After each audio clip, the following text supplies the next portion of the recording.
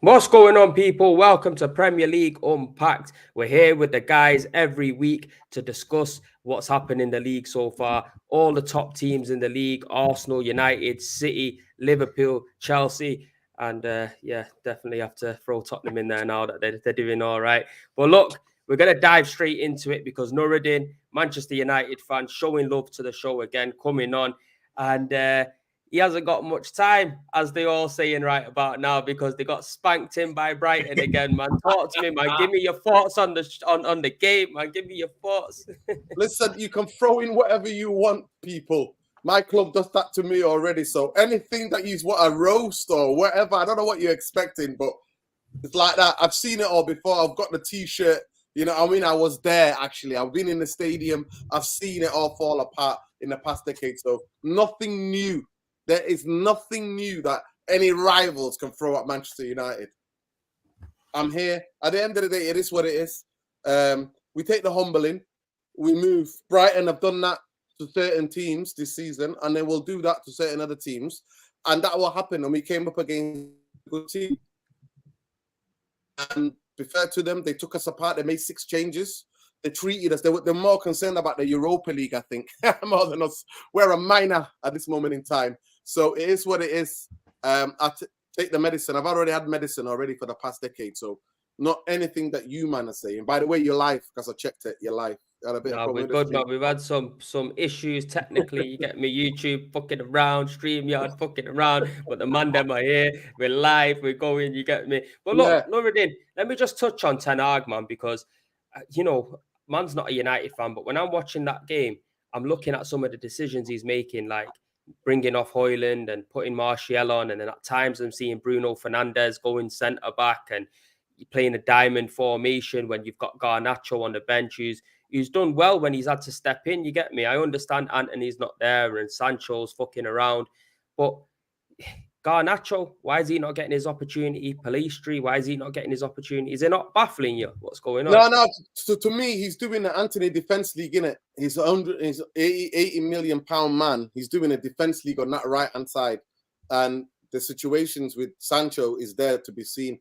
Sancho should have been headed. And by the way, a lot of the players, the reason if we're gonna get any player unrest in the dressing room, he wanted to get rid of 6 players, and it's only one of them has left. So it is what it is in this football club. Reset is something that's needed. We can't afford it the way that we're run, the parameters of this football club. But 100%, Eric Ten Hag is not without criticism. But getting rid of him, for me, is the most laughable and joke. Because if you're a United fan, you want Eric Ten Hag out.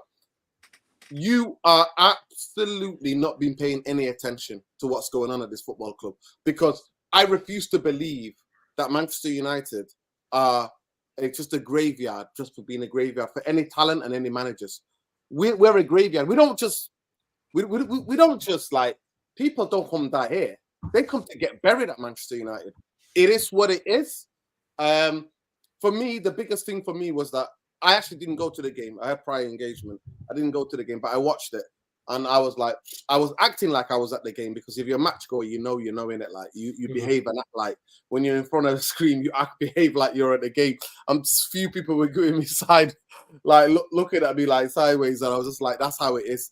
But the diamond thing didn't work. It took December and his coaching team 20 minutes, 15 minutes to work it out what was happening, where the space was.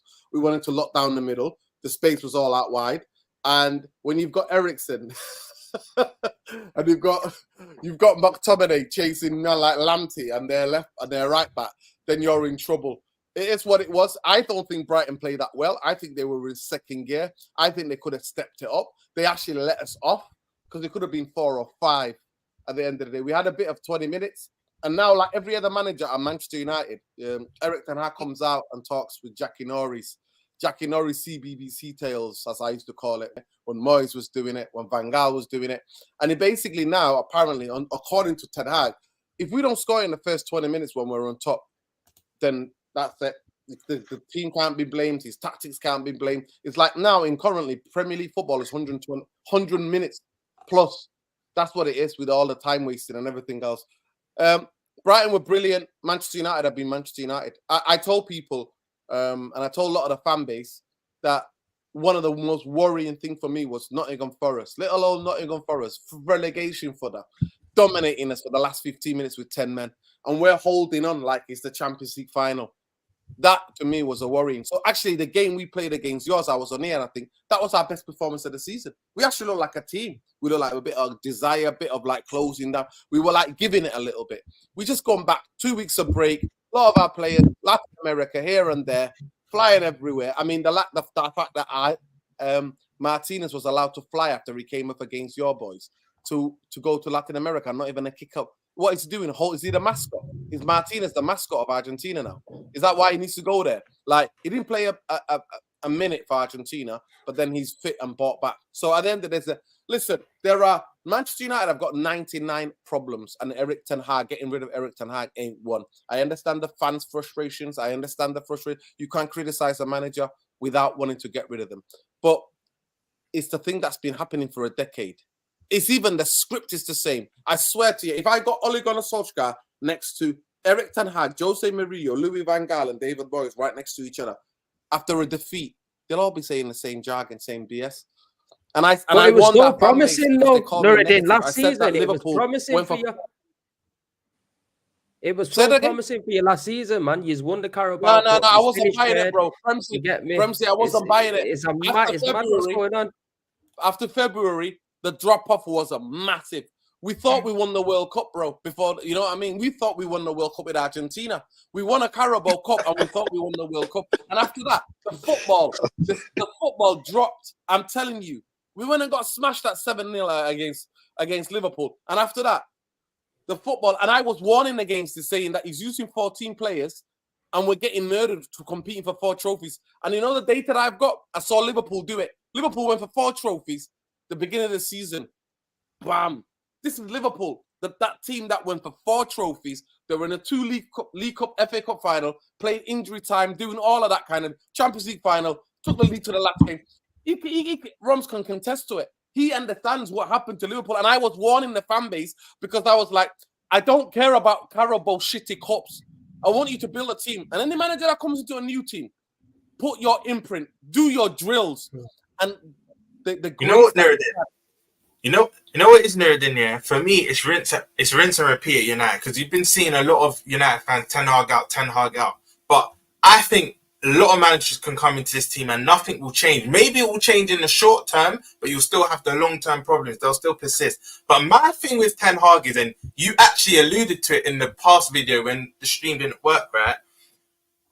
I think when a manager first joined a club, you can see some sort of identity. You can see some sort of way he's trying to implement a playing style on the team.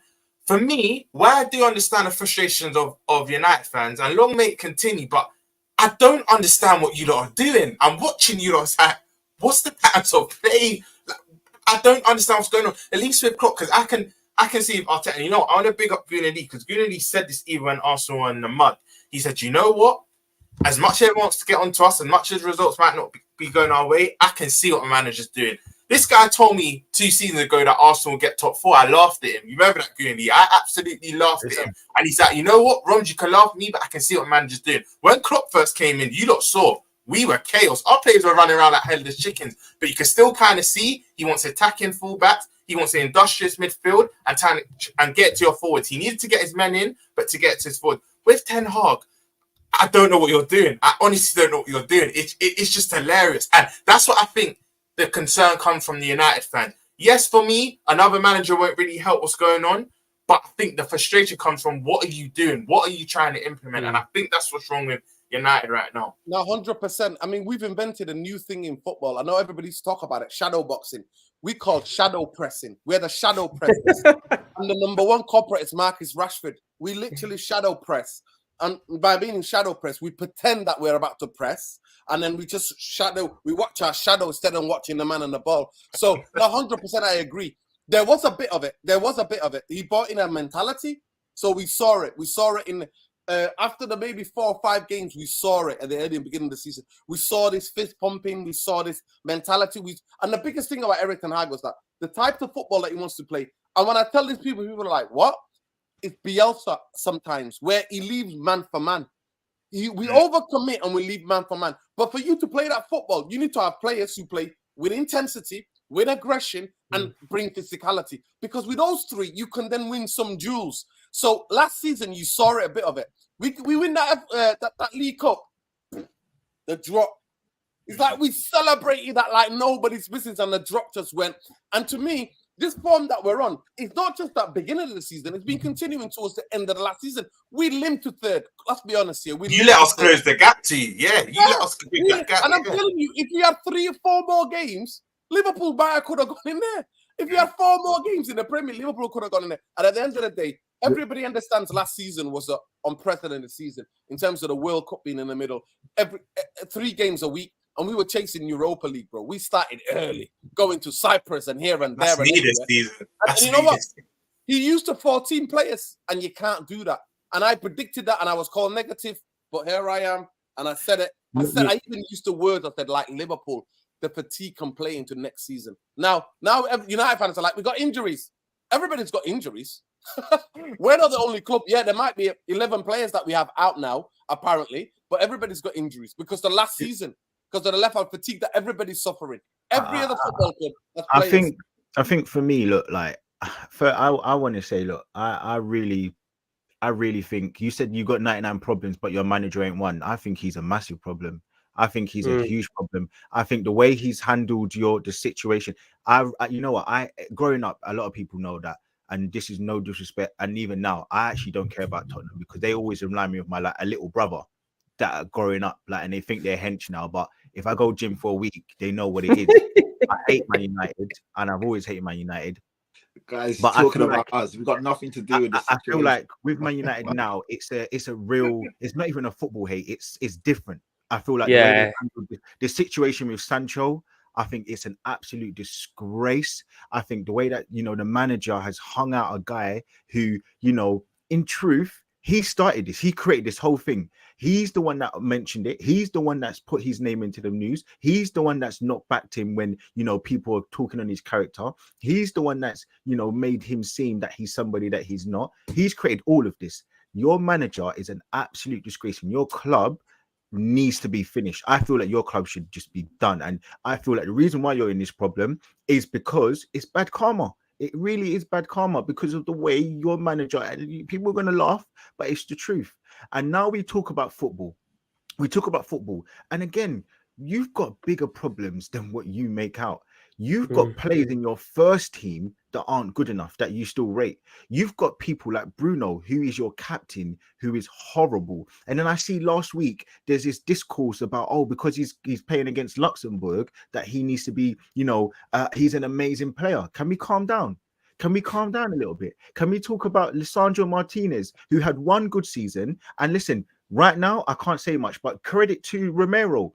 People know I don't rate him, but he's showing up and he's showing out right now. Last season, Lisandro Martinez, when everybody said he wasn't good enough, now we're seeing the true Martinez for who he is. He's a basic guy. He isn't anything special. Now, people can leverage, and this is the problem that Man United fans have.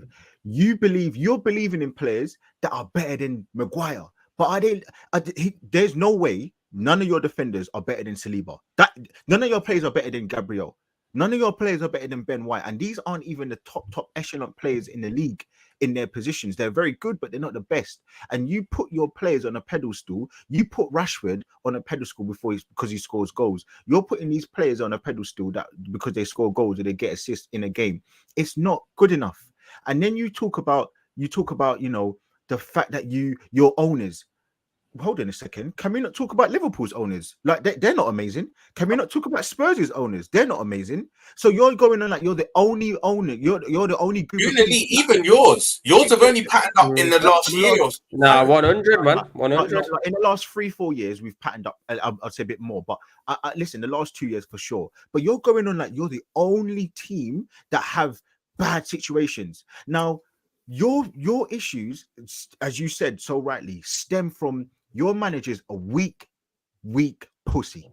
He cannot find a way of playing with the players that this guy's going and in. what he's got to do is he's got to bend. That's what he's doing. He's bending to the players that he's got. He's not enforcing his style of play. He's trying to create a counter-attacking. This is Man United. Man United. He's standing there and saying, I want to be the best counter-attacking team in the world. I'm sorry. Is this the relay race? Are we going to the World Championship? Is it the Olympics is in Paris, my guy? It's not in Manchester next year.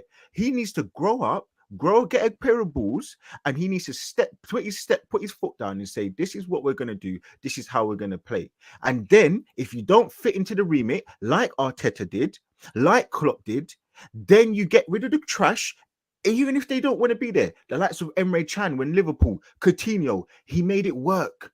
Now with your manager, it's like one player comes out, two players come out, all hell breaks loose. But when Arsenal had that problem, it wasn't. No one spoke about it because we finished 5th and we finished 8th, right? So I don't want to hear no bullshit because you're spending money. You spent £400 million in 2 years or whatever it is, how many years he's been there. So you can't talk about comparing it to Arteta because in that same period of the first 2 years, we spent £80 million.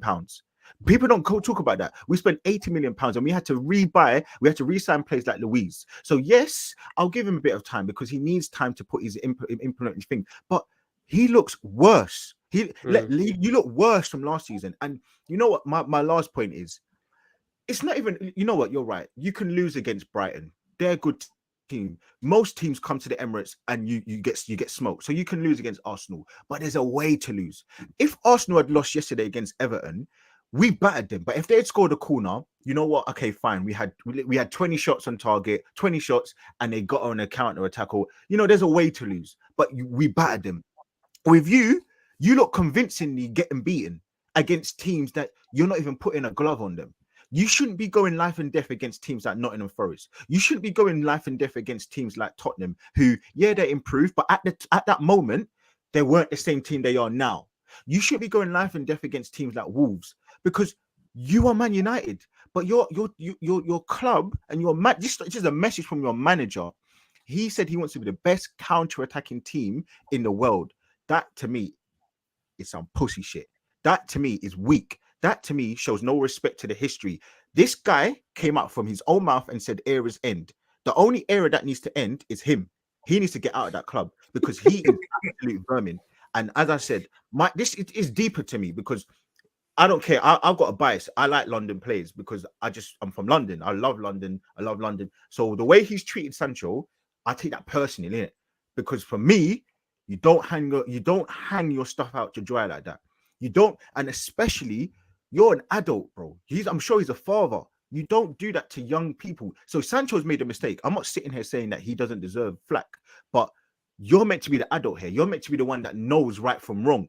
Patrick, you can speak on it. You got a kid. You're meant to be the right knows right from wrong. You don't stoop to the guy's level of your child. You go up a level and show us different style, bro. I don't want to hear no crap about Ten Hag. That guy is a nasty, nasty character.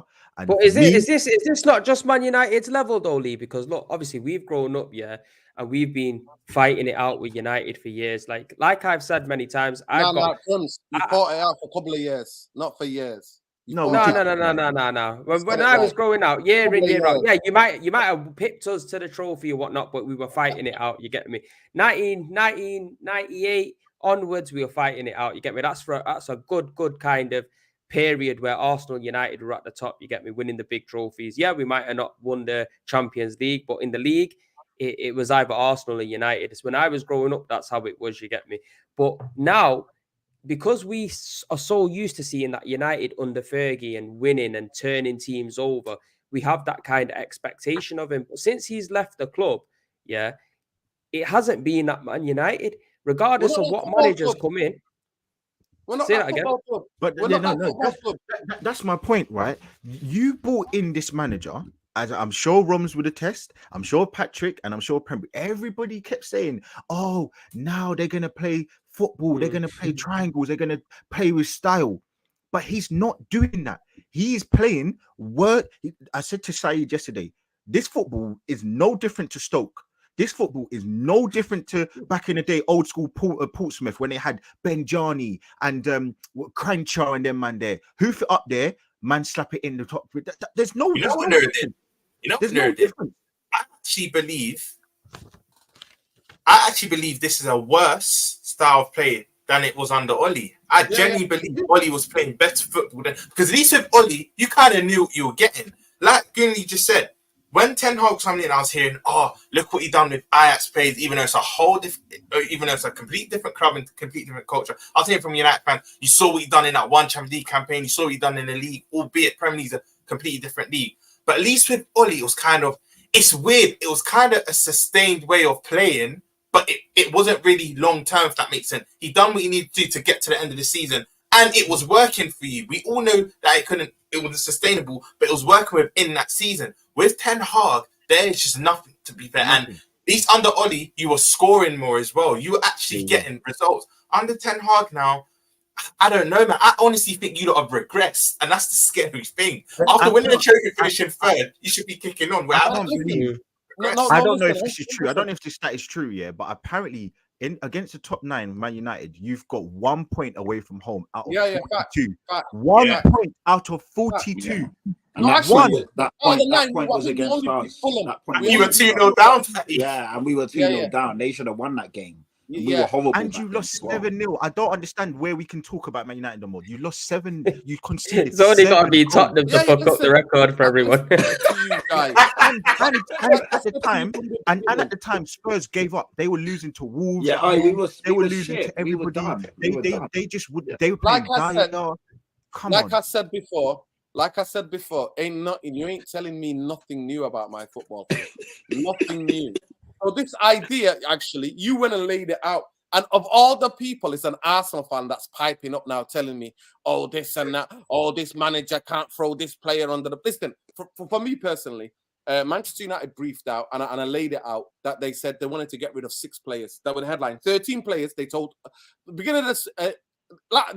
towards the end of last season, they said big player out of Manchester United, and it's a club brief when every journalist gets it. Every journalist that covers Manchester United gets it. And they said 13 players are going to be leaving this football club: Sancho, Martial, McFred, Maguire. Only Fred went out. The only one who's got integrity is Fred, who's like, I'm done out here, man. You treat me like that, I'm done out here, right? And even he's doing all right. He's scoring bangers. He found his level. He found his level, and good luck to him. You know what? Big up the pastor. You know what I mean? If you're a believer, big up the pastor. And you know what, Nuruddin? I think you agree as well. Even though people have their opinions on Fred, you could tell he had that pride about him. Even when he stepped on the field, he was ragged. He would actually give his all for the shirt. Where you're looking at the others, they don't really have that fight like a Fred. Bro, you know what I mean? I'm telling you now. If you check my tweet, I was tweeting it in real time when the game was going on. And I literally said, we're playing over 50s walking football. That's what we were doing. And we've got like Casemiro and Ericsson. Literally. Yeah. If you play man with a pacemaker in the middle of the park, man, that's how you know it's going mad. When I tell people that, people are like, people say to me, why are you being disparaging? I'm like, no, the guy's got a pacemaker and you want him to run. Are you kidding me? You want the man to break a sweat. He's got a pacemaker. And people think I'm being disparaging. Listen, I've heard it all before. Everything that you guys have said, I've heard it. I've seen, like I said, I've got the T-shirt. At the end of the day, when it was Arsenal, it's really interesting when you said the last couple of years they patterned up their ownership and everything, right? They put a football structure in place. So it's the last 4 years. Now, Arteta, if there's no structure was there, Arteta would have been gone. Second time he finished 8th. He would have been done out here. But manager... They kept faith. They saw something. And certain fans like Lee saw it and were like, you know what? I can get behind this because I know what he's trying to do. He's trying to clear out deadwood and he wants to go with the youth. And that's what he's establishing. So there's a plan. And Manchester United, we don't operate like normal fucking football clubs. We don't sell. Everybody, all our fan base get excited about players coming in. What about players going out? We can't get rid of players because under Glazonomics, if you don't know, you look it up, Glazonomics, we sign players on a spreadsheet. So we don't sign them on the quality who you are. If you four here want to get signed by Manchester United, you don't get signed by the quality, the type of player, what your talent. We sign you because how you look like on the piece of paper. And the reason why only Fred was allowed to leave is because if we sell players, it becomes a loss because we're traded in a Norwich. This is all good, but I'm going to stop you. No, it's not about all good. No. You don't have that insight. Brother, you don't have that insight. You don't know about Manchester United. That's fine. It's not about all good. This is all wonderful information. No, this is all wonderful information. I'm giving you an insight. Yeah, hold on. Hold on. Let me finish. A term was invented. Glazedonomics. Do you think we pulled that out of our ass? Okay, cool. Okay, but it doesn't matter about that. It doesn't matter about that. Okay, hold on. But Nuruddin, that's fine. You couldn't sell all the players, but you bought Mason Mount. He's shit. You bought Anthony. He's shit. You bought Onana. Jury's out. He looks shit. You bought Martinez. Jury's out. But to me, he looks shit. You bought Malacia. Jury's out. But he looks shit. You bought Bruno before. Jury's out. But to me, he's not good enough. You've bought Højlund, okay, young player, but he was 62, 70 million, whatever it is. You've spent money. This is my point, what I'm trying to say to you. It's not like you've gone somewhere. But you're in a position to make. If you let me make it, rinse and repeat. We buy players on these expensive wages and for this amount of money, and then we can't get rid of them. This is the manager. This is your manager that's playing these, getting these players. At the end of the end of the day, managers are allowed. Only Manchester United managers not allowed to have a dud or to sign a couple of players that are bad, by the way. Only. So Tottenham can't sign bad players.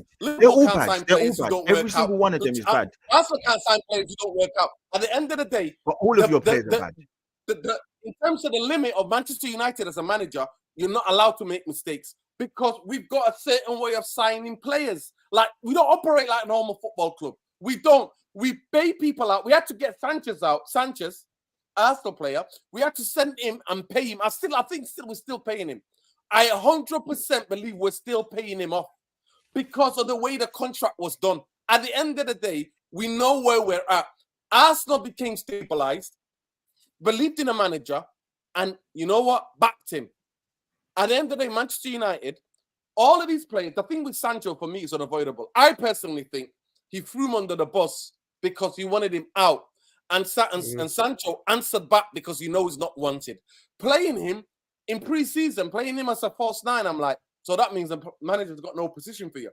Starting a kid that's Garnacho who's not ready to start games because you don't know about the rest of the bits where you have to, get into position and cut out the passing lanes. You don't know that part of the game yet. He just knows when the game's helter-skelter, how he can affect the game.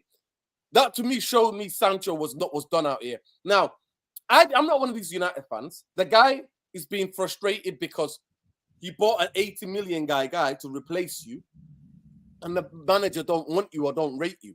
So the club can't get rid of him. Then the player is there. So he used the opportunity to throw shade at the club and to throw shade at the kid.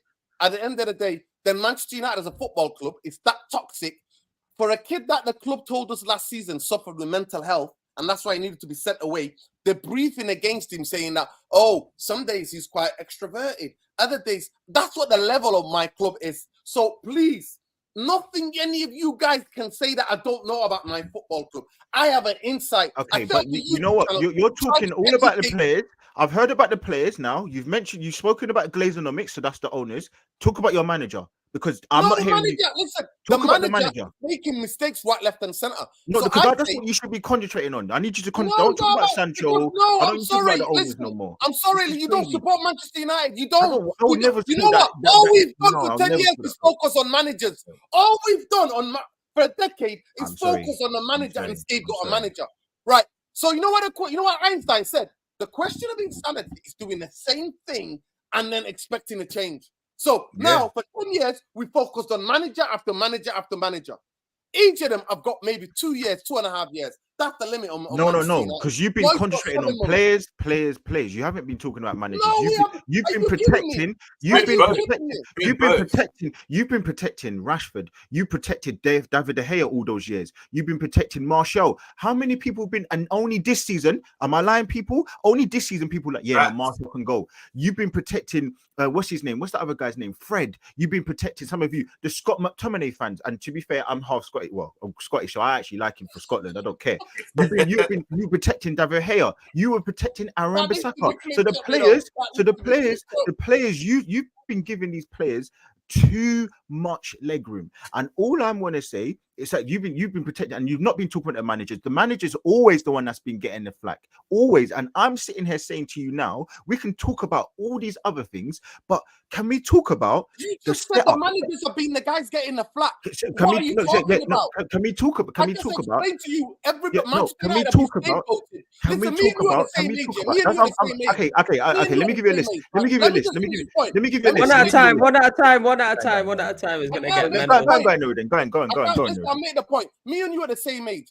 For me, the heat that you're showing to Manchester United, you're not a Manchester United fan. You know, if I want to know anything about Arsenal, I talk to you on premises. If I want to know about Liverpool, I talk to you and I talk to you. From the outside, I can give you for the way it was.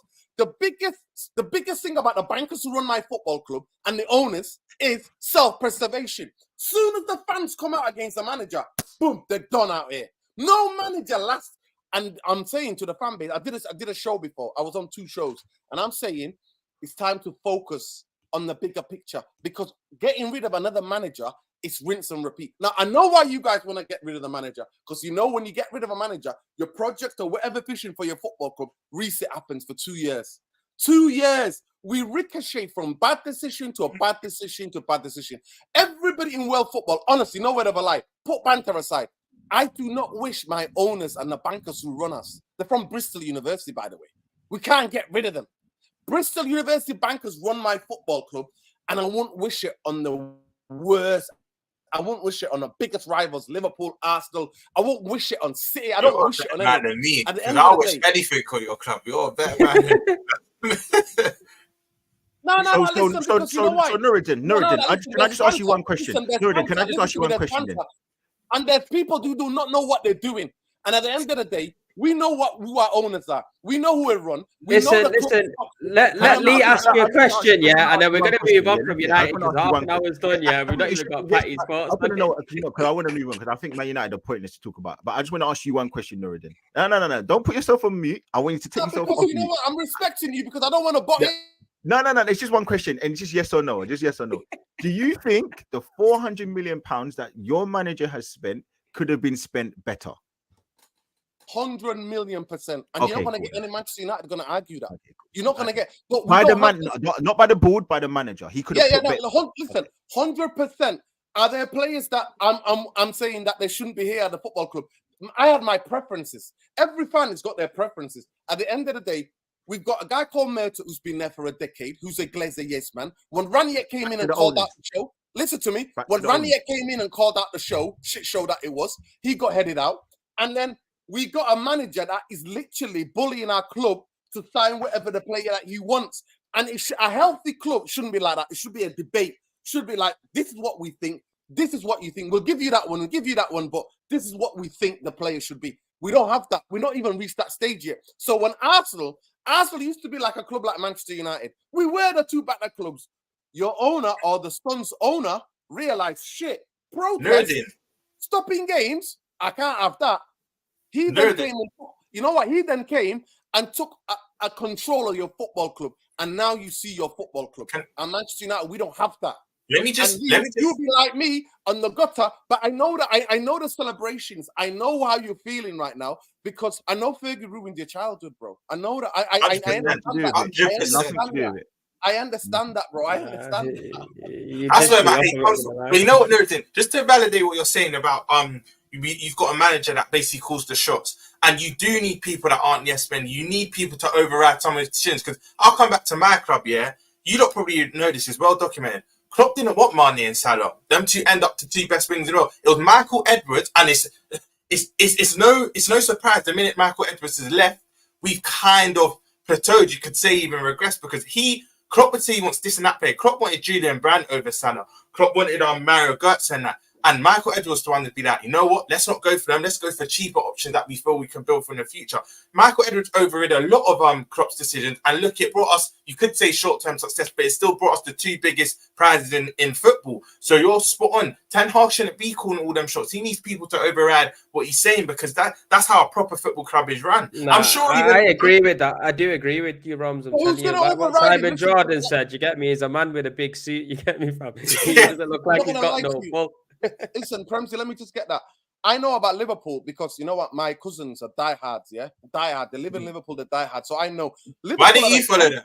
Listen to me. They had a transfer committee. It wasn't just Edwards. You had a committee. Like Hogan says, sat around the table and said, this player, that player. And you know what? Liverpool used analytics like Brentford did. Go on, look into the history of Brentford. Why Brentford are they where they are? They use data analytics driven football club, and that's where they are, where they're in the Premier League. Liverpool used that. Liverpool, one of the first clubs in the Premier League, top teams to use that, to judge it, other than Man City. Man City did what Man City did. We already know that. Pep can make all. We took some of their data, though. I can't lie. I thought Liverpool just went over to Southampton and just stripped them. Nah. I think they know too much data than that. They use data, bro. It's called data analytics, where it tells you the in terms of the player, the injury record, the types of injuries they get, and it also tells you even on the pitch at the left back, like what's his name, Henderson. Robertson, it tells you the type of movements he makes, how much that contributes to the goal. That's how mad it is, Prems. You look into it. We were working on percentages. Yeah. It is mad, bro. It's like a crazy science. A lot of football clubs use it. Liverpool had that with a transfer committee. That's why Klopp was overruled. And Manchester United, we've got a banker called Richard Arnold who went for Bristol University, and a guy who was a marketing guy for a decade. And we've got John Mayer, a guy that was in development who came from Everton. That's where we're at. Right, say no more. Let's move on from Manchester United now, yeah, because these man are giving me a headache. You get me? I fucking hate listening about Manchester United. You get me? Never ignored. Remember that we're the news. Where we're shit, whether we're banging, we are always the news. You got one thing right. You're definitely shit. I tell you that much for free. But look, yeah, Patty, you haven't really spoke too tough. Yeah, let's move on to your club, Tottenham, because I think you deserve a lot of credit, man. You've shown some great mentality and character to come back from 1-0 down, scoring 2 goals and literally right at the death. Richarlison inspired you, man. You get me? For once, he's paying back a little bit of his P's. Talk to me, man. Tottenham, man. What he's going to do this season? No Carabao Cup. Can you see us pushing for the title, or what do you expect from the boys?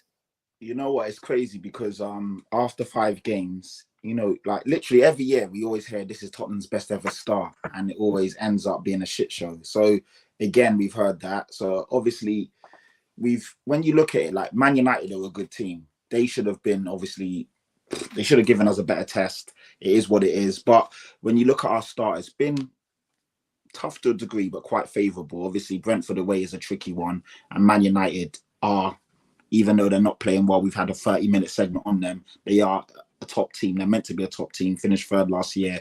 They're one of the toughest teams on paper. They should be anyway, but obviously at the moment they're not. So our start has been decent. It's been really good. Sheffield United just looked like it was going to be one of those games, like you said, Femsy, about the Everton game. Sometimes, or I think it was Gunali. Like we played them off the park. We had a better team. They did what you would expect a team of their caliber to do. They wasted time from the beginning. The referee was awful. He didn't have any control of the game. You know, the goalkeeper was going down with cramp every second. Some of their players were going down with cramp. They were taking ages. They took an unofficial water break like halfway through the game. We had kicked off. Then the referee looked up and he saw all of their players in the corner having a water break, and he just stopped the game. We're like, what's going on here? One of the players threw an extra ball on the pitch when we were taking a corner. Then he gave the ball back to them. There was just so much fuckery going on.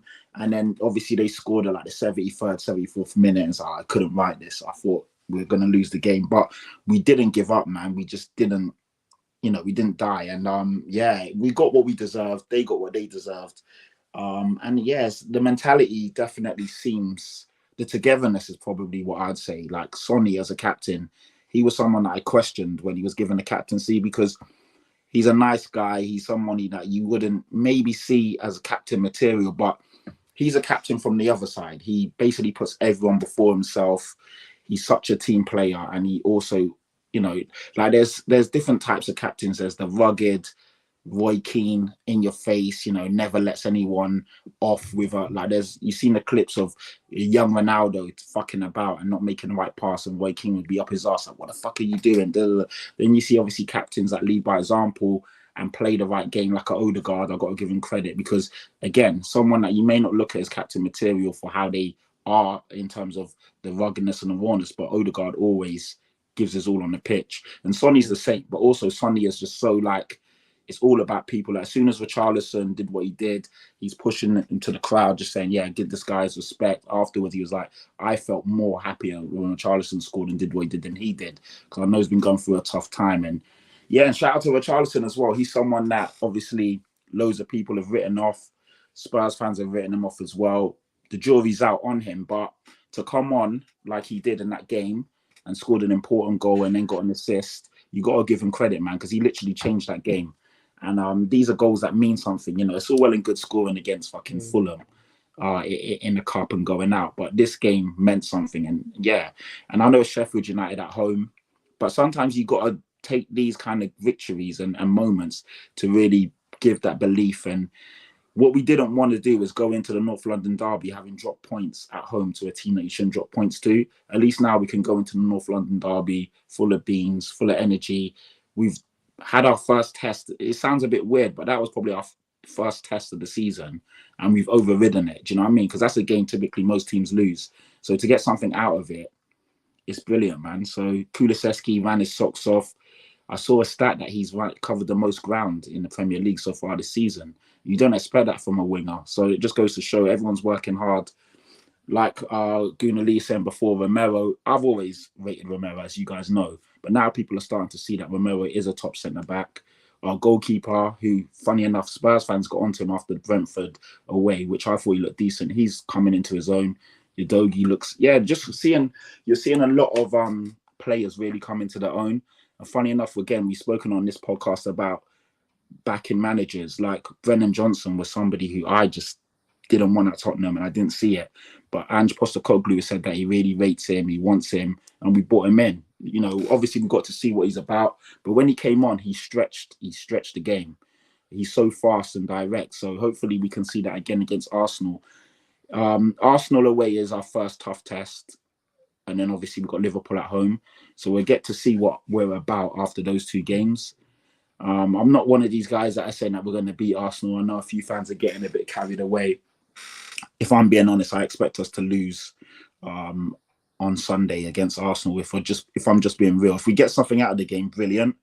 You know, at the end of the day, we go into that game in good form. Arsenal obviously are a good team; they're in good form, level on points. We've scored a few more goals than them, but yeah, man, we've set ourselves up nicely. That's all I can say. If you look at our start, it's as good as I would have expected it to be, and we just see what happens from here. Say no more. Roms, go on. I need to head out, but big up Patrick. Yeah. Say no more, bro. Big up for coming on, man. Listen, Great big segment. Spurs, big up Liverpool, big up Arsenal. You're there for a reason. You're battling it out, but it's the beginning of the season, so yeah, stay humble. Yeah. So you know what? Man United title charge is coming soon. Man United title charge is still 25 games, man. Title charge is coming soon. Listen, when you've got close and bottled it like you did last season, so we'll see. Man, I'll see you at the top. We'll talk about 90 minutes. It's 20 years. I'll see you at the top, man. I'll see you at the top, man. Come. Is it 20 years yet? Listen, come over, man. Come. You got kids now who are literally enjoying life out and about. You never remember Arsenal winning the league, so let's not talk. Don't worry, Nuruddin. You'll be there soon, fam. You're halfway there already. Listen, 13-year-olds still remember Manchester United. They might have been a baby, but they remember the colours at least on the screen. You know what I mean? Kids, babies can remember a bit of colours, red and that. There are people who are literally nearly done university, still don't remember Arsenal lifting the league. But big up Ramsey, big up Gunnar. Get the fuck out of here. Love. See you later. Smash a like on the video, you absolute morons in the chat as well. Lots of morons in the chat. But smash a like, man. Smash a like on the video. Subscribe. Please, take care. Love, bro. Love. Big up Nuruddin every time, man. Honestly, man. He's an absolute legend. But Roms, just a quick one, yeah, man. Look, Tottenham, Postecoglou. You got to give this guy some praise, man. He's coming. Greenlee giving praise last time we was on. You get me? What do you reckon? Do you reckon it's a new manager bounce, or do you reckon he's the real deal? Not see again. Initially I thought this could be a new manager bounce, but now we're 5 games in, right? Complete opposite to United. He's come in and he has an identity. I can see what he's trying to do. And when kind of like Patrick, obviously I'm not a Spurs fan, but I remember Patrick, you weren't really too fond of Postecoglou, the initial appointment, and even I was saying like, I'm not really too sure about this one, but something in the back of my mind said, because they're going away from that big name. You already saw the Coutinho's, the Conte, because they're going away from that big name and they're going someone that's, let's be honest, unless you follow Scottish football, I think he has history in Japan as well. Let's be honest, we don't really know much of him. I didn't know hardly anything of him other than he won at Celtic. But what I'm seeing him doing with this Spurs team, because I think Patrick will agree, that game on Saturday, they don't win that in the last 3, 4, 5 years. They just don't. And the fact they show character and fact to come back and win that game, I think is wicked. And even some of his signings that he's not really got it wrong. I think you didn't sign that many players, Patrick. It was about 4 or 5, but I think all of them have actually staked their claim. Adogi, I think, is one of the best. I'm going to say it from now. I know it's early, but sometimes your eyes, you don't need to go off stats. Sometimes your eyes can tell you enough. For me, Adogi's already one of the best fullbacks in the league. Maddison, we all knew about Maddison. Anyway. Who else have you brought in? Brennan Johnson. Vicario, which has been solid. Brennan Johnson, I know you weren't really the biggest fan of. I've always rated Johnson personally. Yeah. So, and I was hearing, I didn't watch the game, but I was saying he had a good game against Sheffield. So, all of his signings, unlike some, he has got right. They've got identity. It's very fluid. And I do honestly think I had Tottenham finishing, I think, 7. I think I had Tottenham 7. I now honestly believe they are top 4 challenges. I actually think they stick their claim. And I think regardless what happens against Arsenal and Liverpool, I think let's say they do get 2 losses or a point out of the 2 games. I think after that they'll resume again, because I just think they have a manager. He's got his identity. They're playing for him. They're buying into what he's trying to do. I think they'll go again, and there'll be constant challenges for this top 4. I'm impressed with Postecoglou and what he's been seeing. Like Patrick said, I think this is the real litmus test, because yes, they played United, but United aren't good this year. They're playing 2 teams who are joint in Liverpool and Arsenal on the same points. They have very similar starts now. We're really going to see what Tottenham's about this next 2 games, because Arsenal away, I think Patrick alluded to, they've not won in the last 12, 13 years. Yeah, us at their ground, I don't think you've won against us in your new stadium as well. So this will be a real litmus test for Spurs. But I can't lie, I've got nothing bad to say about Spurs. I think they've hit the ground running this season, and they're a hard team to beat. It's not. I think as much as I think Arsenal in the game, I think for Arsenal and Liverpool, it's going to be a tough game against Spurs. But I'm impressed with Ant. I'm impressed with him, man. Nah, I hear that still, and like Theo Walcott said in it, we're gonna have to wait and see until they come up against the real team in it, and that's happening on Sunday. Lee, are you scared of Tottenham, or are they making man think a little bit now? Listen, I want to say a couple of things. I think the first thing is I was on this show the start of the season. I said Tottenham are going to do well. I got laughed out the room. I said that Tottenham were going to do well. I thought they was going to have a good season, and they are. But I think Sunday you're going to absolutely get slapped, and I really think that there's going to be levels shown. I think Odegaard's going to show Maddison what football is. I think you're going to see. Listen, I think there's been real chat about this whole Maddison versus Odegaard after yesterday's performance. I know it's Everton, but he's been doing it. And I'm sick of this discourse about Maddison being better than Odegaard. I don't know why we have to always compare players. I think sometimes it's annoying, but I just sometimes think that you just have to look at football for what it is. Maddison's good, but he's not on the level of Odegaard. He isn't. He's just not. I think Romero. Yeah. Can I just interject quickly, bro? Can I just quickly interject quickly? You know, this comparison actually started from your family. So I'm not saying you two, because remember when Odegaard had his initial loan, and there was a lot of Arsenal fans that weren't really supporting him, and they wanted Maddison. I think because this comparison even happened when Maddison was at Leicester. They're like, who's better and whatnot, and they're like, wait till he goes to a bigger team, because we all know Maddison will eventually get that move. But your fan base started this comparison. Yeah, fair. Listen, man, I'll be honest. Like, whoever started it, I'm not bothered. I just think there's just absolute levels. I think Romero, listen, fair play. He's been good over the last couple of games, But again, I'm waiting for his donkey moment. It will come. I know it will come because he is a decent centre back, but he's not on the levels that people make him out to be. And look, my other thing I'm going to say that I know Andrew's getting a lot of loving. I don't understand why. I don't think that he's this amazing. As much as I rated him, I don't think people are putting him on a pedestal. And they, he's so honest and the things he says. Shut the fuck up, man. He's basic, bro. Like he's a good manager that's doing all right with what he's. But he's going to be. I think he's going to be outclassed on Sunday. I think Arteta's definitely going to have a plan. And I can't see Spurs. I'm not worried at all. I went to the game last, and this is the thing. Every season, Spurs do this. When they had better teams than us, they do this. And we always beat them. But I think for Spurs, on a positive, I think what Spurs need to look, because they know they're going to lose. But I think again, as I said with Norridon, there's a way to lose. If you put up a better fight and you show, you know what, you're ready to kind of grow and develop, then I think that's a positive, because there is no way that you're going to beat Arsenal. You're not going to beat Arsenal at home. We've got a much better attack than you. And you talk about Son. I think Son's been horrible this season. He's got a hat-trick. He got a hat-trick last season against Leicester at home, and he was horrible. I think he's been poor. I think you've been playing with about 8 players. I think Brennan Johnson, I'm not going to do the discourse on him. I think he's shit as well. So, listen, I think there's been some really good points, and I'm the one that can say this because I was very optimistic and I gave props the last time we was on this show to the manager. But I'm also not going to go crazy like some people are doing and make out that he's the Messiah, because he's not. He is not that guy. As I said, I think he's going to show his true face over the next couple of games. In some of the bigger games, I think he's going to get caught out. But that's not what Spurs need to worry about. I still think Spurs will get in the Champions League, because by default, you're much better than Man United. I think the fact that you've got one game a week is going to really help you over Newcastle. And I think Chelsea, I mean, I don't even think we need to talk about them. So I think ultimately, I think you're going to have a good season, but let's not do this like your squad or your team is on levels or pars with any other team that is fighting for the title, because it's 5 games, and let's just wait for Spurs to do what they do, because they're not going to have, the season they had last season, but they're not the team that people are making out for. And as I said, Kulusevski, he's been poor. Son, he's been poor. I think, what's the other guy's name? Richarlison, he got 1 goal.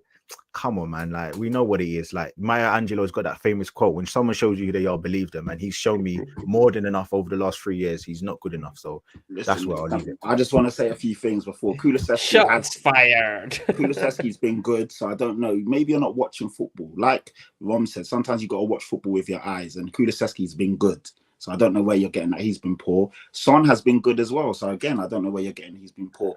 If you're a stat merchant and your Son hasn't got a goal, it's not. He's been poor. Son obviously has been good this season. So again, I'm not sure what that's going on. Brennan Johnson, cool.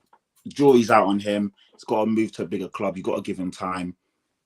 I wasn't a fan of his, but we'll see if Ange really wanted him and has a plan for him. We'll see what's going on. I don't think anyone is saying that Tottenham are going to challenge or Tottenham are going to be one of the best teams in the league. But at the end of the day, you never know. Better teams have gone to Arsenal, as in better Spurs teams, and lost. So it's not the end of the world if we lose on Sunday. And I don't think any honest Spurs fan will go there and say that we're going to go and win. But also at the same time, the way you're writing us off is brilliant, because you just never know what's going to happen in football.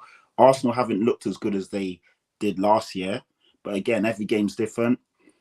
It's an interesting one, because the way you're saying stuff, Lee, I just don't see that's not how the season's panned out so far. But at the same time, I'm going to give you your respect, because you are a good team. You were the best team last year. You should have won the Premier League. You didn't.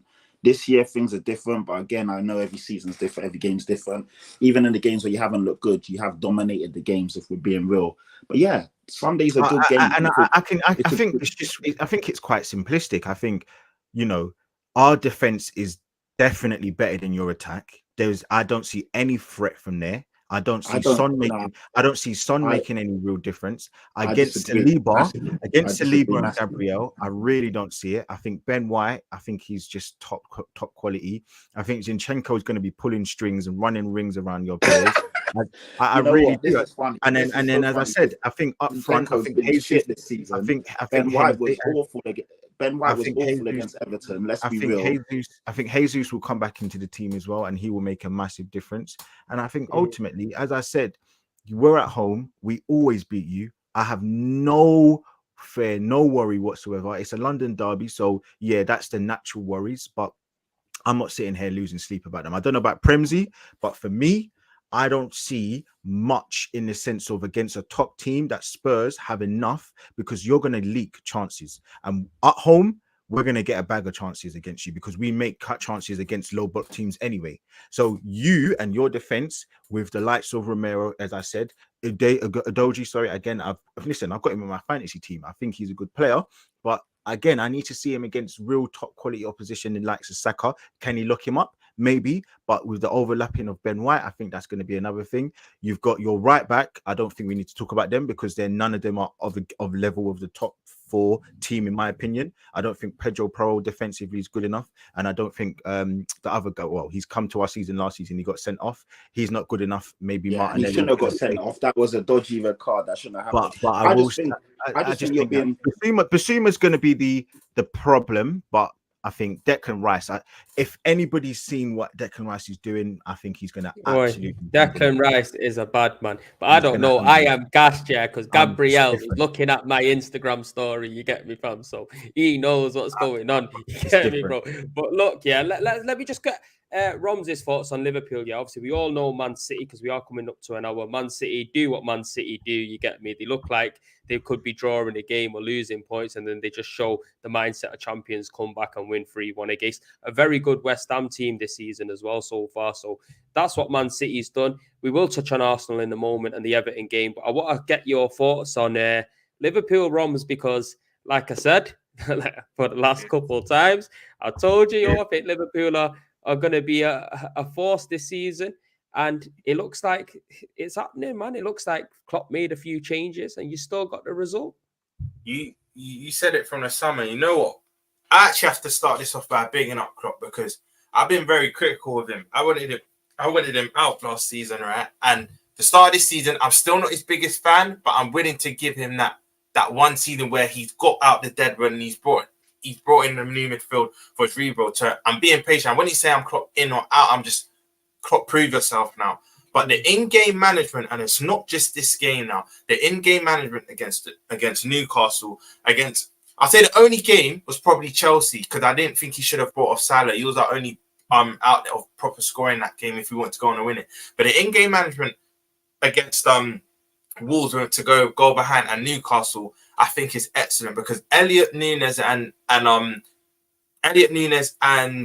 Diaz, when they came on, we needed that. And I think the real testament as well, we're not, in my opinion, I still don't think we've got out of first gear. This isn't the best Liverpool you're even going to see this season. For me, we're still sadly warming up, because put it like this, if that first 20 minutes is against you lot, Arsenal, Spurs, I'm only going to say Arsenal, Spurs and City, because if it was against United and Chelsea, they still probably wouldn't be able to hit the back of the net. But if that first 20 minutes is against Arsenal, Tottenham or City, we're 2-3-0 down, because we are still leaking at the back. But then you have to provide context. We had Ibu come off the bench, but he wouldn't start. He wasn't fit enough to start. No Van Dijk and no Trent. You don't know Trent. Trent's our biggest creator. I know we brought in Spurs, I know we brought in McAllister, but he is our biggest creator. He creates from that invert position. So we had 3 out of our back 4 not starting, and to go a goal behind and still come back and win, it's showing different minerals this season. But we are still susceptible, because one thing I've even said to my fan base is, even with Trent, Ibu, Robbo, and our strongest back 4, we still do leak chances, but we're not playing well and still finding ways to win. And this wasn't the story of last season. Last season, we weren't playing well and we weren't getting the result. But this year, and I think that is it's a massive part is to do with the industry of the midfield. Where we've got them legs now, we shift out the Katers, the Henders, the Milners, where, don't get twisted, I don't know if you lot watched the game, McAllister was poor. I didn't even want him to start. McAllister was piss poor. And I said, you heard Klopp in his interview saying, I've not even seen him since he's been back. Why are you playing him then? He's been in Bolivia for the past 2-3 days. Why are you playing him? And that wasn't even just the case with us. I know a few other games, the South Americans didn't play that well as well, and they looked fatigued. But the way, I don't know his name, Bellegarde or whatnot, that new Wolves signing, the way he was running rings past McAllister, I was fuming. I was watching the game, I was fuming. And I said, you know what? Klopp has to hook him off. And the fact Klopp did for Diaz to go for the game, because the last that's when the game changed, man. When Diaz came on, the game changed. But you know, even just before that, Prems, I'll say from like the 40th minute, that 5 minutes before the second half, we were on them. I was even saying, because I was watching it with Kaz and Ty from Never Foul. I was even saying, we're going to get one before halftime. We didn't in the end, but I had that growing confidence. Even though we went 1-0 down, I said, you know what, we're going to come back, win this game. And I said, what Klopp needs to do is take off McAllister. He took off McAllister. I thought he would do like for an Endo maybe, but he didn't, or a Gravenberch. He put on Diaz, and that showed me, you know what, you're going for this. You want to win this game. So when that come on, I think we scored within the first 10 minutes of the second half. And from then, this is rare to say. I've not been able to relax watching Liverpool for about 2 seasons now. But the minute we equalised, I just held back. I just held back, said, you know, we're going to go and win this game now. And the fact, I still don't think we've come out of first gear and we are not playing well and getting results, there's nothing really to complain about being a Liverpool fan. I just think we need to iron out these things before we play the bigger teams. So our next 2 games, similar to what I said to Patty, the litmus test is Arsenal and Liverpool. I think we'll beat West Ham, by the way. I'm going to say that from now because we're at home. If it was at their ground, different story. But we've got West Ham and Spurs away. It's going to say a lot about us after these 2 games where we're at as well. But I can't complain, man. 13 out of 15. Yeah. Has your expectations changed though now, Roms, from the start of the season? Yeah. I knew you were going to ask that. Because start of the season, I was down in the dark. I was like, you know what? The defense is still worrying me. But Prems, I'm happy. I was like, because it has. I now believe, I'm even going to go a step further, right? I think Liverpool, Arsenal, and City, I think we're going to all be within 4 or 5 points with each other until about January. Then I think City and Arsenal will kind of start gapping us. I think we're going to start taking Europa League a bit serious. I think you and City will start leaving us, I'll say, towards February. But I think for these next couple months, it's going to be us 3. The only reason why I don't put Spurs there yet, because I think we still have that experience. Spurs are like us. Their depth in their midfield, and I think Patty will agree, they're 1 or 2 injuries away from looking bleak again. And you could say that about us with our defense as well. But I think because we have that experience and the know-how, the Dykes, the Allisons, the Salahs, the Trent, that still knows how to go on that run. Because this is what a lot of people aren't speaking about. But we're on a 16-game unbeaten run. Like, I don't think a lot of Brown fans speaking about this a lot. We on a 16-game unbeaten run. And you've got to look at the games within that run as well. Newcastle away, which on paper, a lot of people had them in their top 4. Stamford Bridge, cool. I know Chelsea are shy. But going away to Stamford Bridge, it still isn't easy. Like, no one really goes there and batters them. Even you lot last season, you got the job done, but it was only 1-0. It still is a hard ground to go to. I think we all agree. But you've got to look at the games within that run. I can't lie. Right now, just long may it continue. I think you lot know as well. I said start of the season, I want to win the Europa League. I know we should be in the Champions League, but we're not. I think our fans have to just suck it up now. We're not. I think we should go and win that European trophy, automatic qualification for Champions League. But I just want to win against, I think it's Lask who we have. Yeah, that's it. And then we go again against West Ham. But I just want to keep this momentum going, man. Just keep winning. Even if we're not playing well, I'll say around the 15th game, you want to start having the performances and wins. But I think now, you just need the wins, man. You just need the wins. Say no more, bro. Obviously, we're going to touch on Arsenal now and finish off on Arsenal. I don't think we really need to touch on Chelsea because we just know that they're shit and they're going to be shit for a very long time. They drew again. But look, I'll give you my thoughts on Arsenal and the whole Tottenham situation and Everton, because obviously I'm a little bit different to Lee. I think with the Everton game, I think we had a lot of the ball, a lot of possession, wasn't really creating too many clear-cut chances for me. When we go to teams like Everton, really, we should be putting these men to the absolute sword. I know we did in the aspect of smothering them all game, and we didn't really look like that they were going to cause us any kind of issue or any kind of problem. But I just want to see us absolutely burying teams like this. I understand we haven't won there in 5 years or whatnot, but last season we beat a lot of teams that we didn't beat for a number of years or whatnot. Even beating Tottenham away at their stadium, we didn't do that, but we've done it. So it was a bit of a funny one because I predicted a 3-0 because I thought Arsenal would go there, and the way Everton are playing right now, I thought we would absolutely wipe the floor with them. But it looks like they dug in. They just put 11 men behind the ball, you get me, and they were clearly going for a draw. That's what Sean Dyche was doing. And if they carry on like that, there's only one way for them, and that's down. You get me? These men are looking to get relegated real soon, because when you look at that team, there's nothing in that team or no style of play to make you worry about Everton. That's the truth. That's why I was disappointed with a 1-0 win. I honestly thought we should have been putting them to the sword. Trossard, fantastic finish from him. unlucky Martinelli got injured. I think that could have potentially had an impact on how kind of direct we were going forward, or maybe creating clear-cut chances, because Martinelli, we know, he's an absolute handful. I've always said I think Trossard should play a little bit deeper in midfield. I would probably pay him over Fabio Vieira. We've seen him pre-season, best player in pre-season, you get me? He's so nimble, can play with both feet, left and right, can take shots from distance, you get me? I think he'll be that Santi Cazorla-esque player for us in the middle of the park, you get me? I've said it since he signed, because we haven't had a player like that. And I think him connecting up with Martinelli on the left, Jesus up front, Saka, Odegaard, I think the team would just flow so much better. Again, I think Jesus, I wanted to see Jesus start in this game over Eddie. I know Eddie hasn't done too much wrong, but I thought this kind of game needed a Jesus. And we've seen when Gabriel Jesus come on, it did change for us, you get me? We started to open them up a little bit more. The one thing I was disappointed about, though, and maybe I shouldn't have been, but I wanted a bit more of a challenge, especially with Spurs coming up next game. Yeah, I wanted the boys to have, you know, a little bit more of a challenge defensively, maybe in midfield, but we just totally ran the show with him.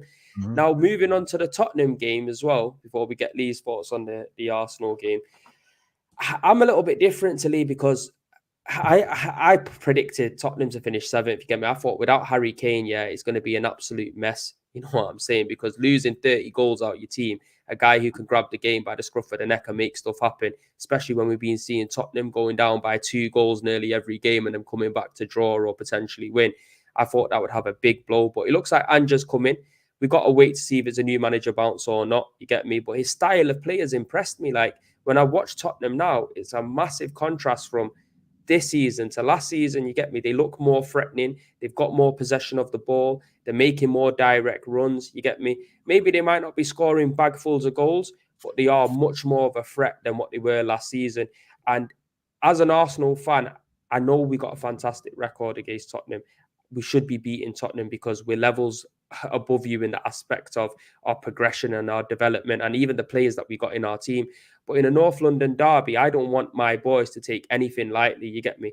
Every single game for us is important. Like I said in my AFTV interview, this season for us is a must, because the boys give us belief and hope last season that we can go and challenge for the league. We can go and win the league, you get me? And if we don't win it now, man like me and Lee putting our chest out, it's going to be embarrassing. You get me? We need to build on what we've done last season, and we can't be taking anyone lightly.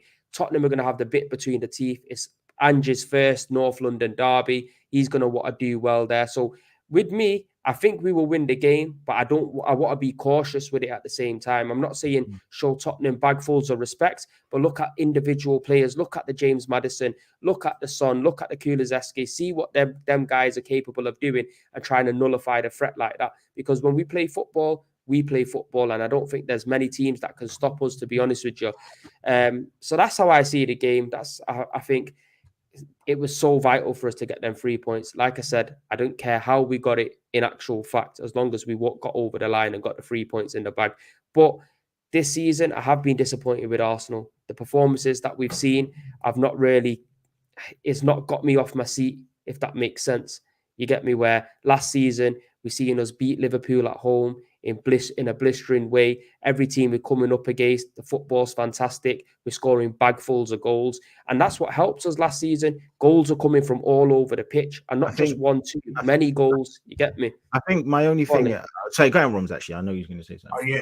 But, Prems, just in reply to what you're saying, and I think you agree with me, I hear that you may feel you're not playing well just yet, but one thing I've clocked about Arsenal last season, I know the Saliba injury was big, but I feel you peaked too early. I feel if you're getting these results now, not playing well, because I think you're similar to... I actually believe City, Arsenal, and Liverpool, all of us haven't even got out of first gear yet. I genuinely believe that. And if you lot are still getting the points on board, not playing, let's say, as well as you did starting last season, if you peak later in the season, I think that gives you a greater chance of winning the league. So I know you're saying you don't feel you've played that well, but I think there's some silver lining in that. I think that could be seen as a positive as well, because I do feel last season you probably peaked a bit too early. But I do see what you're saying. It's maybe not as attractive to the eye. You know what, though? I don't buy all of that, though. You get me? Because a lot of people are just looking at Man City and comparing it, or City slow starters, and then they go on and they win the league. But me growing up, I've seen the league get won in so many different ways.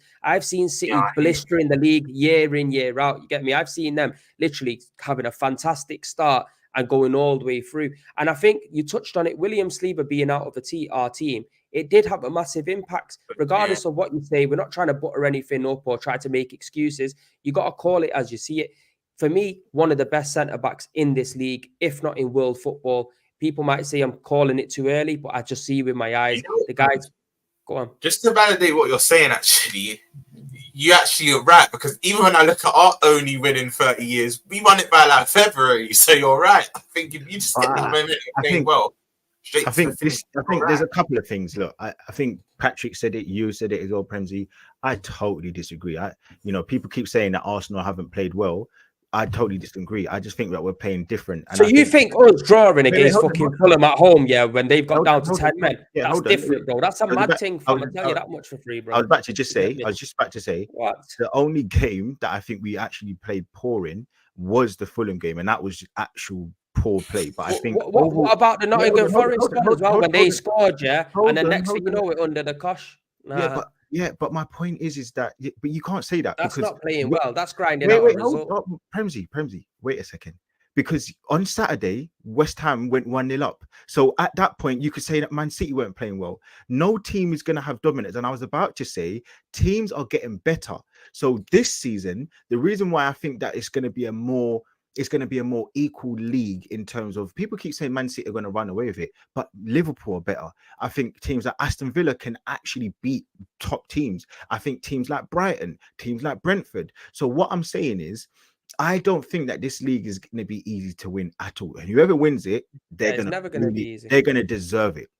So when people say that Arsenal haven't played well, I totally disagree. I think that that Nottingham Forest game, for 70 minutes, we dominated them. And the last 25 minutes, including extra time, we were poor. But look, that happens. And I think you have to learn and grow. And we got through it. And that's the first game in the season. And I'm telling you, whenever you watch a football team, because I saw Man City against Burnley, they were giving up chances in that first game. So it happens. So I'm not saying that we're perfect. Listen, let me jump in. I'm not trying to put you we're perfect. I'm not saying that we're perfect. But when you look at the way that Arsenal are dominating teams, I get it, bro. Listen, my last point, because I think this is the most important point. I think this is when you get Jesus back in the team, the whole team changes. I think you're going to create more chances. I think you get more chances. And Eddie Nketiah, we've gone back and forth, but we know he's limited. Yesterday, that was annoying, because I just looked at him. I'm like, what are you doing? I can't defend you when you're performing like that, when you're not doing enough to get involved in the game. And for me, I think Jesus transformed the whole attack. I think he transforms the whole way that we get more chances and we create more. And what happens? We normally score more by Odegaard, by Trossard, by Martinelli, by Saka, and hopefully by Havertz. So for me, what I'm seeing is almost, and again, people aren't going to like it, the season before, when Liverpool didn't win the league, they were conceding 3-4 goals and they were scoring 4-5 goals. And this season, everyone's saying reason we're not looking like we did last season because we're boring. But that boring is helping us win games. It's just because no two seasons are ever the same. So what you saw last season, just because we're not hitting those heights doesn't mean that we're not doing well this season. It's just a different way of playing. What, Lee? I get it. But when you've got a manager and you've got a system in play, you shouldn't see stuff that is very different, because, I agree, we dominate the ball in a lot of games, but the directness that we have, the creating of opportunities, is nowhere near where it was last season, bro. And who was the one that was creating those chances? Jesus. He hasn't played. But it's not just for Jesus to create the opportunities. You get me? You're going to get injuries in a team. You get me? You are going to get injuries, but we've got enough quality in our squad now to make that different. Havertz, Nah, I think you're being, bro. I'm I think telling you, you're being I'm so harsh, bro. I'm a harsh guy, bro. Bro, You go get me? and I'd look at say the it as stats. it is. Go You and get look me? back But at the games. Go and look back at the bro, games. We've been creating chances. We've been creating I chances watch in every every game. game. Get me, bro? No, Man but I'm goes to saying most go and Arsenal look games. back You at the get me, game. fam? I watch him about When you 3-4 times. rewatch games, no, what I'm saying is okay, just for example, the Everton game yesterday, I'm not ever going to take that, but when you dominate a game like that, yeah, we didn't have chance after chance after chance, but I'm saying when you see how well we're playing, there's one missing link. There's somebody that just up front that can move, create space, have a shot. And that Jesus, you look at the LS, how we started, it was electric because we had the Jesus in there. The Crystal Palace game, he was creating chances. I remember it clearly. The Leicester game. And we went on from there, and we little bit by little bit we were growing. I'm telling you, the way we're dominating games, and we're looking. I hear what you're and you saying with look at the way that Jesus. you look at the way that we're defending. No one has shots against us. No one actually has shots against us. They might score a goal, but they're not having 4, 5, 6, 7 shots. Last season, Ramsdale was getting hit with 15 shots in the game. And that's not how you want to win a league. So for me, defensively, we look better. Our midfield, But at the same time, though, bro, we're conceding goals within the first fucking 10 seconds of games still. Bro, You get me, bro? yeah, So man. no. But what I'm saying is, no, there's context to everything because look, you have your opinion, yeah, and my opinion, yeah. Obviously, I'm happy with getting the points on the board. You get me? It shows character, it shows grit, it shows determination. We're dominating most games. We've got the ball, possession. But when I'm watching the game, bro, I get frustrated because there's a lot of sideways passing. When you get the ball into the middle of the park, yeah, for me, Havertz shouldn't be nowhere near this team. And I've said it from people probably seeing me and Sava going back and forth on best of the rest. I don't know if Patrick was, no, you weren't there that day, but I said my man is shit, you get me? And that's my honest opinion. Now, Jesus, yeah, he does create opportunities for Saka, for Martinelli to come in. He'll go left, he'll go right. But Jesus is not our midfielder. You get me? I've got a dip. Sorry, bro. I got a dip. No more, bro. Big up, No, Patrick. look, Big up. Cool, Smash man. them likes. Subscribe, people, man. Yeah, man. But look, where I'm coming from is in the middle of the park. Look, last season, Granit Xhaka, I know he's not here now, but he was creating opportunities. He was putting balls in through for Martinelli to run on, balls in through for Jesus to run on.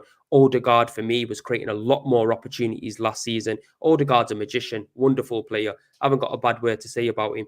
But we need to have a bit more clear-cut chances in games. We need to be scoring more goals because when you're going for a league, yeah, and obviously Liverpool will probably know this better than anyone. When you're going for a league, goal difference matters because you could get pipped to the title on goal difference. Defensively, we're solid. We're not scoring as much goals. Yeah, Jesus might not be in the team, but Jesus isn't a prolific goal scorer as it is anyway. You get me? We're not getting enough goals from Martinelli on the left-hand side. We're not getting enough goals from Saka on the right-hand side. You get me? There's not that many goals in the team. You get me? Havertz isn't coming in. He's stepped in. He's replaced Granit Xhaka. He's not bringing the goals that Granit Xhaka had. Do you know what I mean? Thomas Partey was getting goals for us as well last season. Yeah, Declan Rice has got one for us so far. But there needs to be, it feels like there's something still missing. You get me? I don't know whether it's because Arteta might be changing his tactics a little bit and the way he's kind of played with dropping Gabriel out of the team at times. Now Gabriel's back in the team. We look so much more better. We look like we're back to our best into a certain extent. But against Everton, look, bro, even there when I was sitting there away, the Everton fans, yeah, were saying, oh, sideways football, you get me? And even at that point, I was looking at my man next to me, who I went to the game with, and I said to him, yo, right, we're not creating enough here. We've got the ball, we're smothering them, yeah? And everyone's more or less on that same page with that. You get me? Where, yeah, I understand you have to pick your chances and timing to go and get the goal, but you should be, the quality we got in our team, Lee, we should be creating chances. You get me? It doesn't seem to be there's enough chances getting created. Where last season, there was just chance upon chance. It was like, it's not even really hard. I was going to say it's hard to describe, but it's not, bro. We were blistering. This season, I don't see that. I just see us getting over the line. That against Nottingham Forest, bro, when we conceded that goal, yeah, bro, we were the backs against the wall. I was thinking, right, am I watching Arsenal of 4 or 5 years ago where now we're having to dig in at home against Nottingham Forest? Like, what's going on here? Against Fulham, exactly. These are teams that we should be fucking whitewashing at the Emirates. You get me? Not letting man score in the first 10 seconds of the game. That's where I stand with it. Look, I'm happy that we're winning. I'm happy that we've got 13 points. But I just see it a little bit different in it. Like I'm gonna call it as it is in it. Like I'm not trying to butter anything up too tough. You get me? We're playing well, but for me, it's not well enough. Patrick, your thoughts on the Arsenal Everton game before we wrap it up? Yeah, I mean, you're definitely the better team. Everton offered nothing. I want them to get relegated. I wanted them to get relegated. Excuse me. I wanted them to get relegated last year because they were just as bad. And this year, they're just playing anti-football. As an Arsenal fan, you will be frustrated because you want a couple more goals. Martinelli going off was interesting. We'll see if he's ready for the Spurs game. I think the Champions League game will be a bit too soon for him. I thought Trossard looked really good when he came on. That finish was exquisite. To hit it first time into the corner like that, Pickford had no chance. Yeah, it was a game. It wasn't a great game, but to be fair, when a team plays like that, you did what you needed to do. Do you know what I mean? So it was a decent game. I wouldn't say it was a highlight reel or a game that you can really say, you know, go back and watch it and enjoy it. Thought Declan Rice looked really good. He's come in and looked fantastic. I do want to go back to the North London derby. I think that Gunnar Lee said a lot of disrespectful stuff about us, which I find quite funny regarding about the levels of Maddison and our players. Basuma's been one of the best players in the league so far this season. I think Maddison, just what Premsy was saying about... He did give Basuma his props, though. Not really. When he was saying that your defence is way better than our attack, I'm thinking, like this season, we scored the third most amount of goals, had the most shots on in the Premier League. We're creating chances, scoring goals. I think a lot of Arsenal fans as well, I want you lot to write us off, because if you do, and the players fall into that as well, because obviously the fans do give players belief or, you know, disbelief. It will play into our hands. And yes, you're clear favourites, but I do feel if you lot really write us off like that, it could be a surprise. Like at some point, the tide's got to turn. And I just think that, yeah, what Gunnar Lee said was very disrespectful regarding Son and a lot of our players. And I think that, yeah, it could be a rude awakening on Sunday if you guys carry on. Are you trying to say eras come to an end? Like they have to at some point. The same way you lot were much better last year and you beat us home and away, and you deserve to. It's the same thing this season. Like if we continue playing the way we are and you guys dip just a little bit or take your foot off the gas, we could definitely get something out of the game. You know, we've been logically though. I think logically, the first thing is I have no reason to respect Spurs because there you go. We've always been better than you, especially at the Emirates. You're coming to the Emirates. You haven't won for over 10 years, I believe it is. Or exactly, and that's what I'm saying. These runs naturally, I wouldn't. But second thing as well, just to go off what Premsy said, and I think you know what, you can give some credence to what Premsy said. I don't think you're saying anything incorrect. I just see it differently. We've struggled against some of the teams low block, as you said. Spurs ain't going to do that because the Ange's going to play like that. It's going to come into our own arms. As I said, for me, if you rate your attack, I don't look at Kulusevski thinking that he's been amazing this season. The same way how I don't think Saka's been good this season. So I'm not sitting here saying that, oh, we've been amazing. I'm not blurred-eyed by it. But what I'm saying is, I'm telling you now, your attack to me hasn't been great.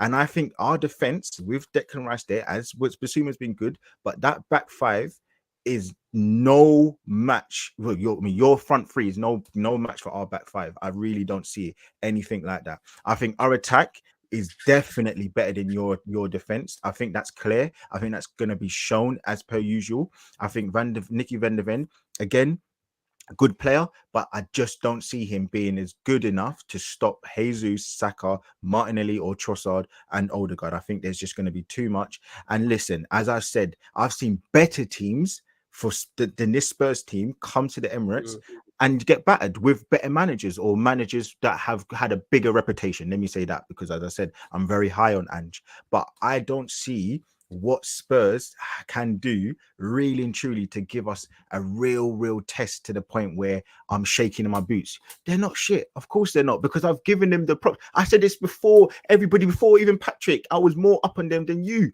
But I'm sitting here saying that Arsenal are a damn good team. And Basuma, fantastic. But I just don't see you guys coming and giving us the game you think you're going to do. And you know what's going to happen next week, oh, it's only the Emirates and you lose all the time. But I know what I see from Spurs, and I've seen some good stuff, and I've seen some stuff where I think you're going to leave chance after chance after chance for us, and Arsenal aren't going to be that team to sit there and not take a few of those chances. It's just not going to happen because Fulham, low block. You saw that, Primsy. Crystal Palace, we had 10 men, low block. You saw why we struggled. You saw what happened with Nottingham Forest in the first half. We struggled. Why? We scored a wonder goal from Saka and another goal, but we struggled because low block.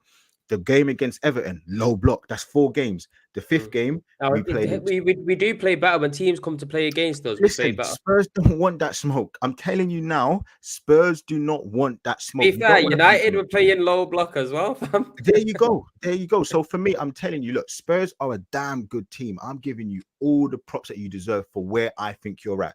But I'm not going to start saying waxing lyrical like you're Bayern Munich or your Man City. No one's saying that. No one's doing that. And to be fair, no one would expect anyone that understands football and understands the North London derby and what it means will appreciate that Tottenham more than likely will get beat. But it's just funny the way you're going into the game with so much confidence when lesser teams have gone to your ground this season and created chances and scored. And we're better than most of those teams. So if you allow those same chances, we will punish them. You're saying our attack's shit. Son, Kulusevski, Solomon, those guys will, if you allow them on the ball, Maddison, they're going to punish you lot. So I just don't think that is a problem for us, Patrick. We do concede goals at home. Yeah, there you go. And I'm not going to sit here and just gas it up and I don't expect us to win, but I also at the same time, this Arsenal team doesn't look. Premsy's right. You don't look as good as you did last year, and that was my point. I said that I think that I think Spurs, the best result you can have is just to lose in a much better way than you have over the course of especially the last 3/4. Because every time you've come, it's 3-1. You get slapped. You get a man sent off, etc. And that's my point. I've not sit here and obviously I have put my disrespect because we beat you no matter what. No matter what, we always beat you. And we've beaten you by some heavy scores at the Emirates. So I'm sitting here saying, I now see a lot more from Spurs in a positive light. But I just think between your manager and your players, there's just not enough. And I think your manager, as well as he's done, he's way too open. And if he tries that even for 20 minutes, you can be 2-3 goals down because Arsenal have created chances. And I said, the big difference that everyone's going to see, I think it will come from Saturday or hopefully it comes from Wednesday when we play PSV, is Jesus is going to add another dimension because nobody can refute this guy when he plays. He brings a whole new category to our attack. And I think that's where I think you can look at Arsenal and say, do you know what? One man doesn't make a team, of course not. You can see that because clearly Harry Kane's left and they're doing well. They're doing probably even maybe you could say better than what they're doing with Harry Kane or near enough the same. But my point is that he adds another dimension to our attack. Yeah, that's the word, the dimension. And that's my thing. So of course, man. Listen, I've definitely given more than enough props. I think you've done exceptionally well. I said you lot are getting top 4, bro. Before everybody else, you lot laughed me off. You lot want to one that seventh, yo. I said 7th. That's right now, but you got. I'm like, nah, bro. Listen, listen. I said Liverpool. Yeah, we're gonna get 2nd or 3rd. You were saying that. These man are not. You did. But listen. They get all the props that they deserve, but I can't sit here and start saying, bro, they're gonna do this amazing thing because ultimately Arsenal are a damn good team, and there are still levels denying. Sometimes, look, I get it, but the way I look at football is I look at the here and now. You get me? And I look at how teams are playing with the form that they're in right now. And I know it's early at the moment in the Premier League, but you got to say, when I've watched Tottenham, I have been impressed, bro.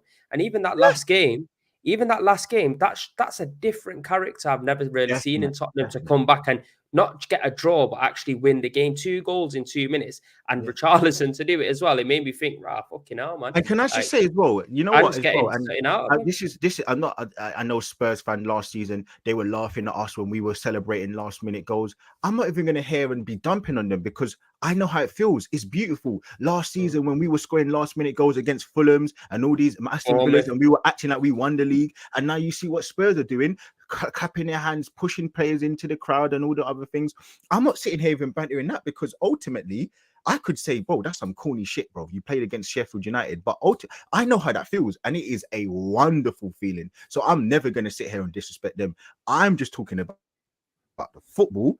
I don't see enough. So everyone, those corny Arsenal fans online that want to, do what Arsenal. Bro, I don't really care about that, man. Like when we were doing it, bro, like we were doing it only less than 6 months ago, bro. Like we were wanking over fucking coming back from 3-1 down against Southampton. So I'm not going to be the one here laughing at Spurs because they come back, bro. Like football's about emotion, bro. Like what do you want me to do? Sit here and that's just haters, man. That's some corny shit. But what I'm saying is, it's funny that when Arsenal did it last season, nobody said, everybody was onto us. Now that Spurs did it, but listen, that's not cool. Like I don't care about that. I'm just talking about the football. Spurs are doing damn good, but bro, Declan Rice, Odegaard, Saliq, Bob, you saw what Beto, bro. Beto, I felt sorry for the brother. He tried to go in for a full 50-50 with Saliba, and it was just embarrassing, bro. It was embarrassing. Jesus came on the pitch. Like, I just can't see. You know what it is?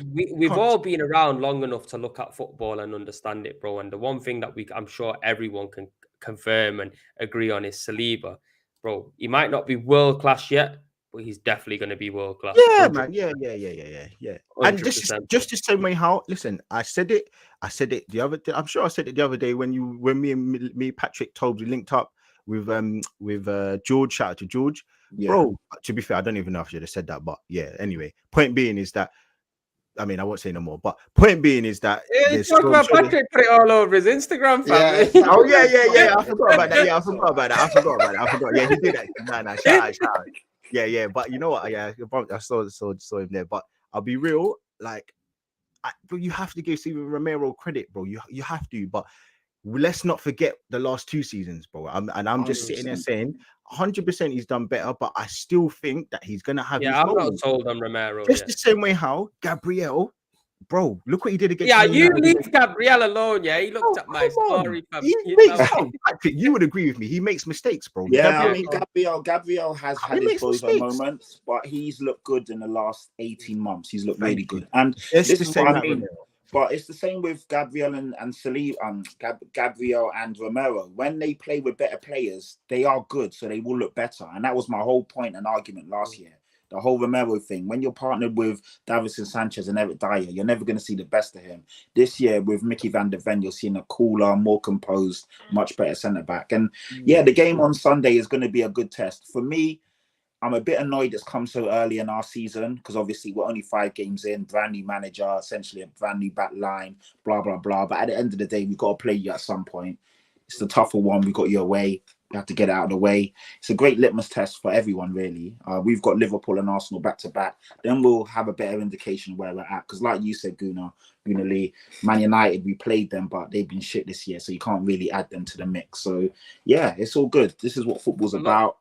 It's one of them ones. Before we wrap it up, let me just give Gabriel a little bit of back in here because people get onto him. Nah, this ain't him because he looked at my story, all that, bro. I don't give a fuck about if players like me or don't like me. I say it as it is. You get me? I ain't around here to lick anyone's ass or make friends with anyone. You get me?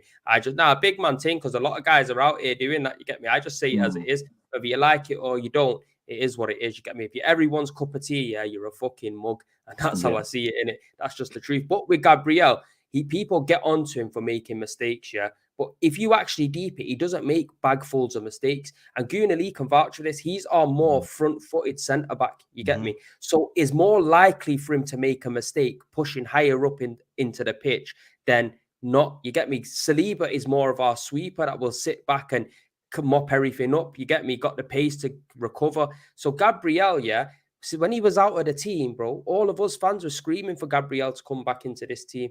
This guy, yeah, is a top-notch centre-back. And there's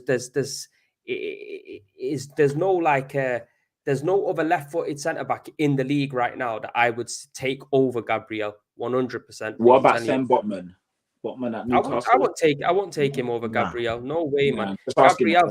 No, I'm just asking the question. No, Gabriel's been good, man. Even me, I can't deny it. He's had 1 or 2 moments. He got away with one. He has moments. VAR when he gave away a penalty, but VAR overturned it. But I was still looking at him like he shouldn't have made that challenge anyway. But all in all, I can't fault him. He's been good. He's been very good. He has moments. He's a great centre back, but he has moments.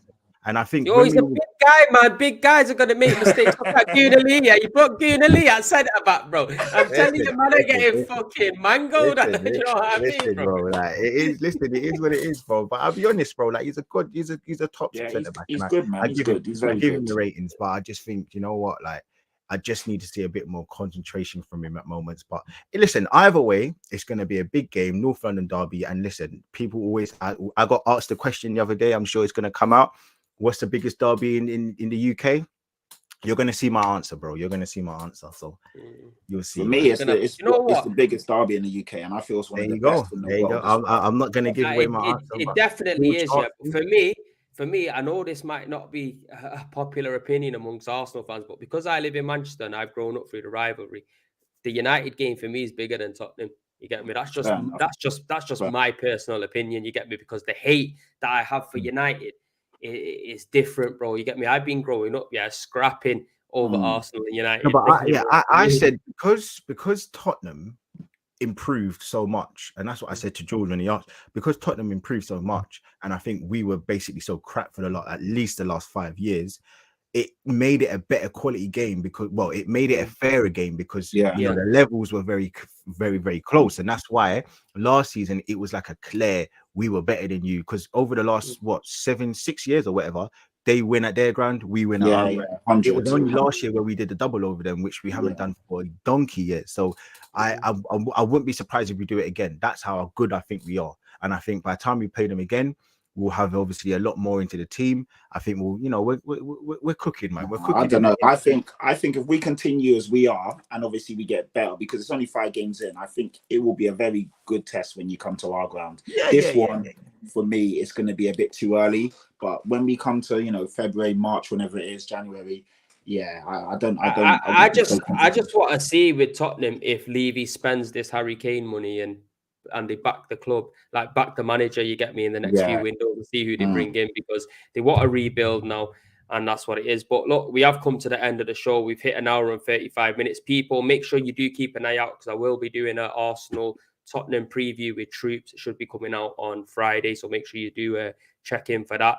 But boys, it's been emotional, man. It's been a good show, man. Make sure you do go and follow all the Mandem. The links are in the description below. Guna Lee, Nuruddin, Patrick, and also Roms, but he's got the Big Six. He's on the Big Six band, so I've slapped that title in there as well. Make sure you smash a like on this video, subscribe if you're new. 100. Peace and love, and we'll see you next week, folks. Peace.